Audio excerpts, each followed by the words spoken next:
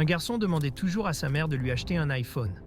Un jour, elle l'emmena dans un magasin et lui acheta un téléphone basique. Déçu et en colère, il cria « Je ne veux pas de ça, j'ai dit que je voulais un iPhone ». Puis, il laissa tomber le téléphone par terre. Sa mère resta silencieuse, les yeux pleins de larmes. Le propriétaire du magasin, qui observait tranquillement, intervint calmement. Il dit « Tu veux un iPhone ?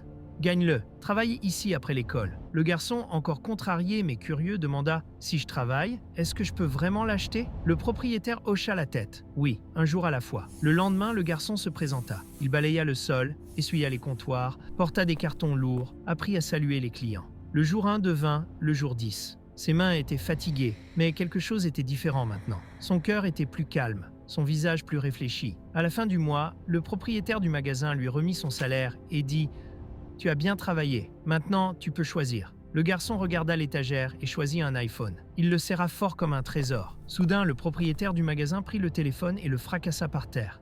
« Pourquoi as-tu fait ça ?» cria le garçon. « C'était le fruit de mon dur travail. » Le propriétaire le regarda dans les yeux et dit « Ce sentiment dans ta poitrine, c'est ce que ta mère a ressenti quand tu as cassé son cadeau. » Il y eut un silence. Puis le propriétaire du magasin appela sa mère. Quand elle arriva, le garçon s'avança lentement, avec des yeux doux et une voix basse. Il dit « Je suis désolé, maman ». Il la serra dans ses bras, cette fois avec gratitude. Le propriétaire du magasin apporta une petite boîte. À l'intérieur se trouvait le même téléphone basique, nettoyé et réparé.